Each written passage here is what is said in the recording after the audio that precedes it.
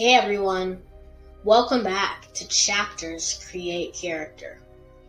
I'm your host, Legend Lore, and today we're going to be reading another scary story time with you guys. If you're scared, grab a flashlight, but let's tune in for a spooky night.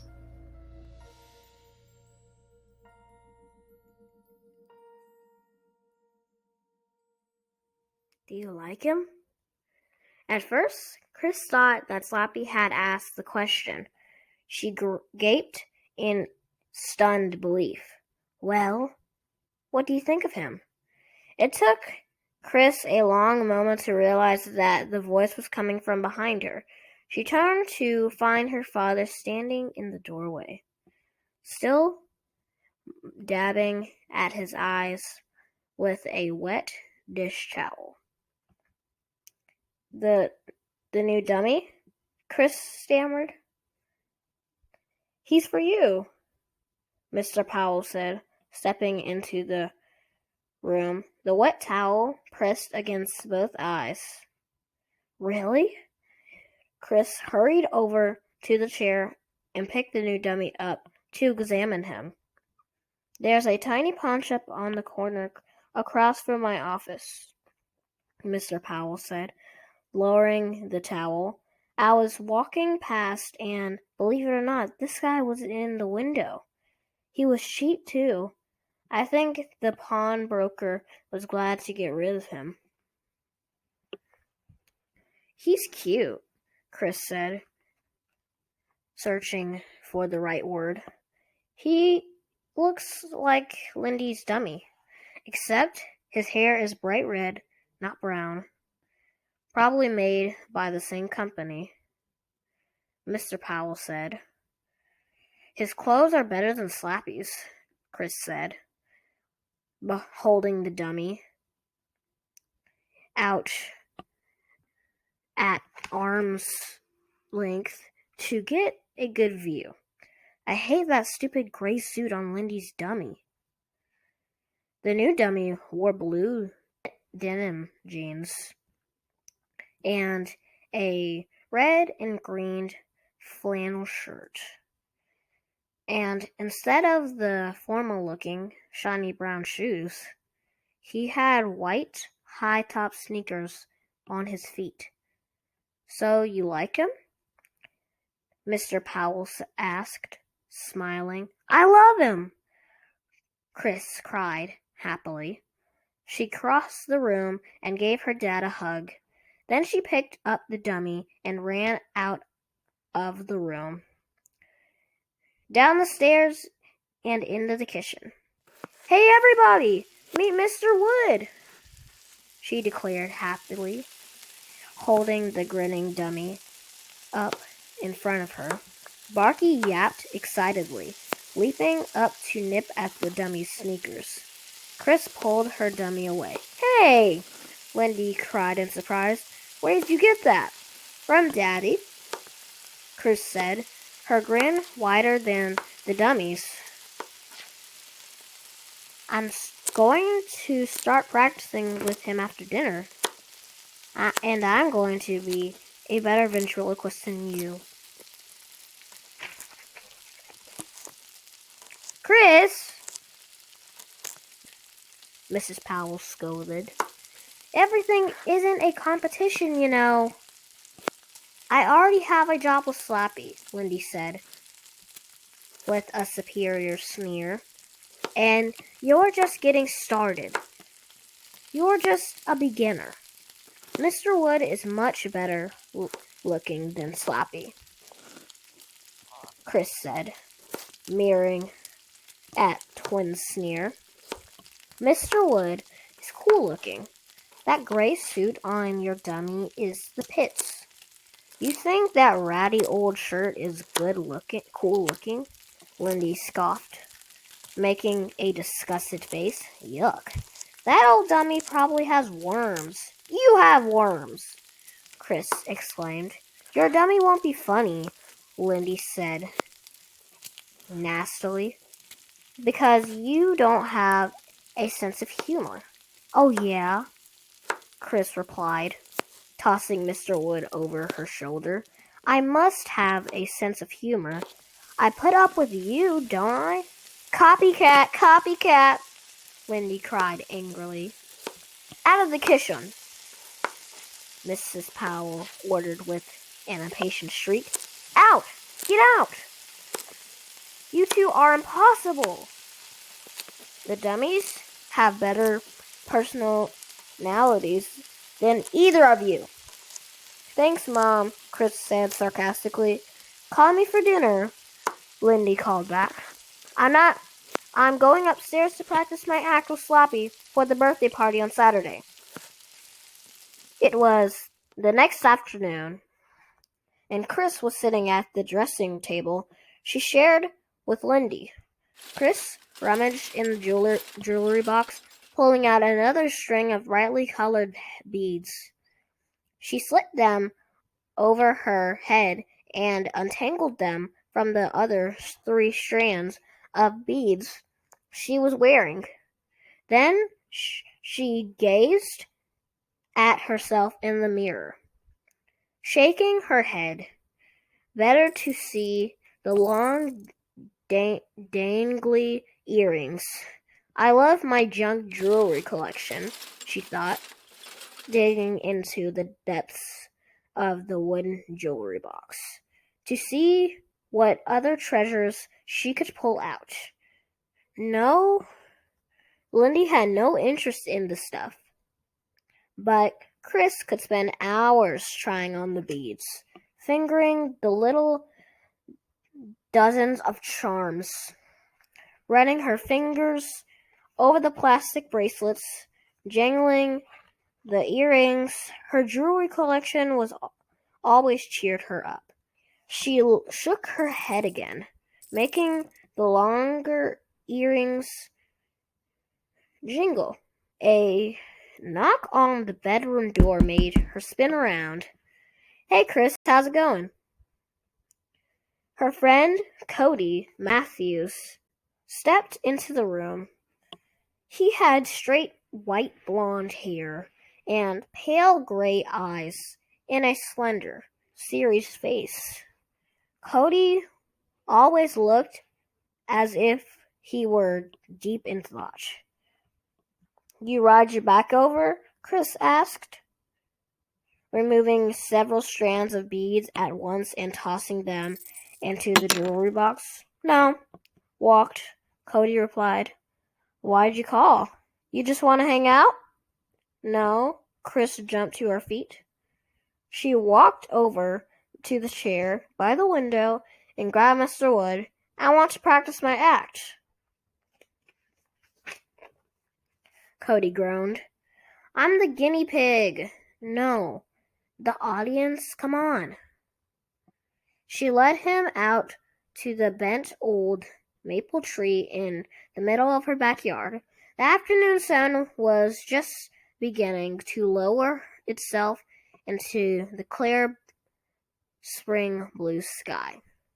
She raised one foot against the tree trunk and propped Mr. Wood on her knee. Cody sprawled on his back in the shade. Tell me if this is funny, she instructed. Okay, shoot, Cody replied, narrowing his eyes in concentration. Chris turned Mr. Wood to face her. How are you today? She asked him. Pretty good. Knock wood, she made the dummy say. She waited for Cody to laugh, but he didn't. Was that funny? She asked. Kinda. He replied without enthusiasm. Keep going. Okay. Chris lowered her head so that she was face to face with her dummy. Mr. Wood, she said, why are you standing in front of the mirror with your eyes closed? Well, answered the dummy in a high-pitched, squeaky voice, I wanted to see what I look like when I'm asleep. Chris tilted the dummy's head back and made him look as if we were laughing. How about that joke?" she asked Cody. Cody shrugged. "Better, I guess." "Aw, you're no help!"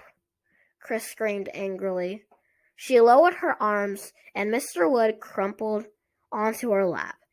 "You're supposed to tell me if it's funny or not."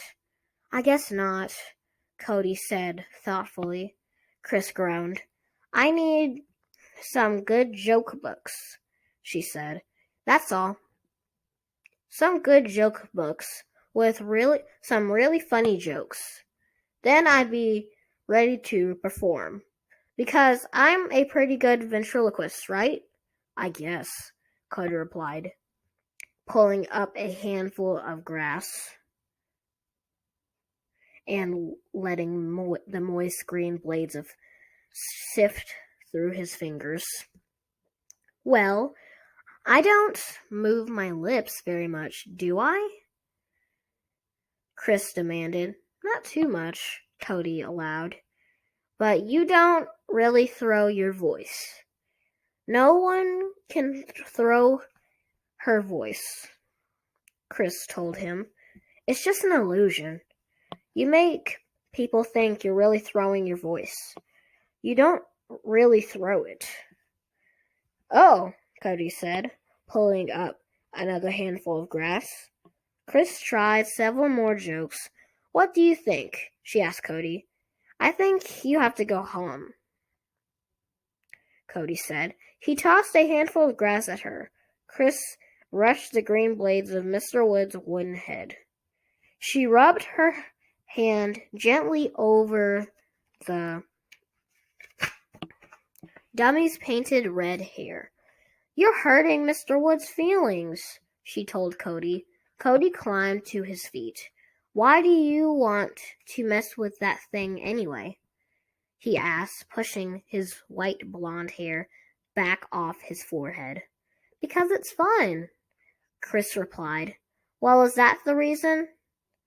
Cody demanded. "Well, I guess I want to show Lindy that I'm better at it than she is. You two are weird," Cody declared. "See you in school." He gave her a little wave, then turned and headed for his home down the block. Chris pulled the blankets and climbed into bed. Pale moonlight filtered in through the bedroom window.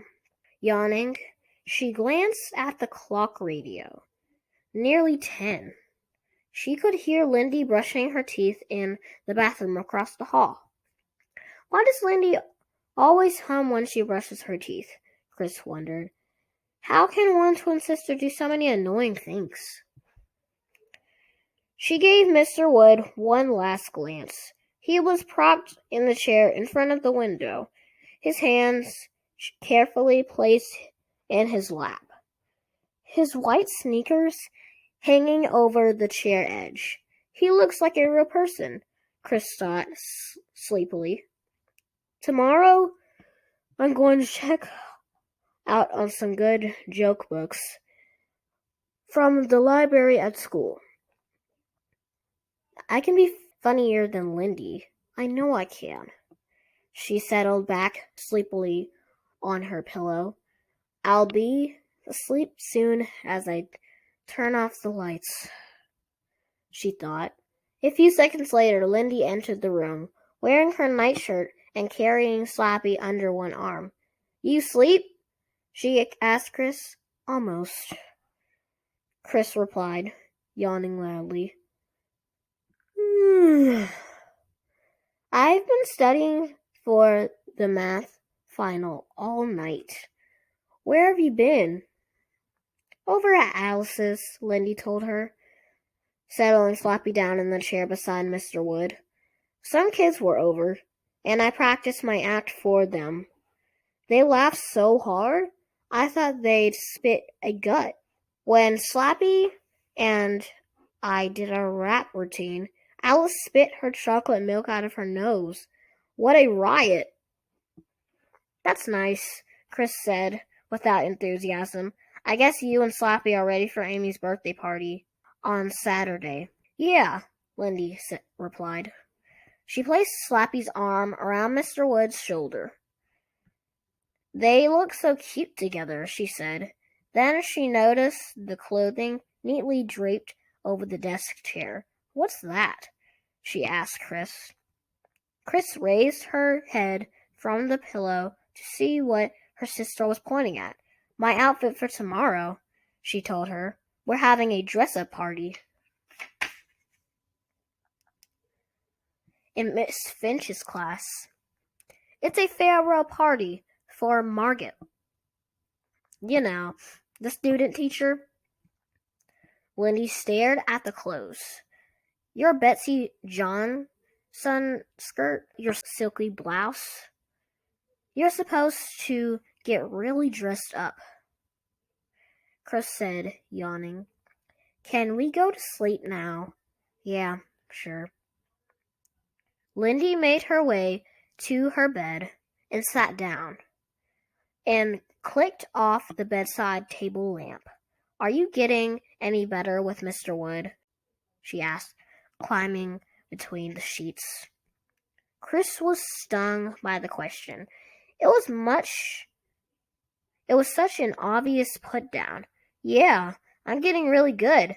I did some stuff for Cody out in the backyard. Cody laughed so hard he couldn't breathe. Really? He was holding his sides, he said, Mr. Wood, and I should be on TV. Really? Lindy replied, after a long moment's hesitation. That's weird. I never thought Cody had much of a sense of humor. He's always so grim. I don't think I've ever seen him laugh. Well, he was laughing at Mr. Wood and me, Chris insisted, wishing we were a better liar. Awesome, Lindy muttered. I can't wait to see your act. Neither can I, Chris thought glumly. A few seconds later, they were both asleep. Their mother's voice calling from downstairs awoke them at 7 in the morning.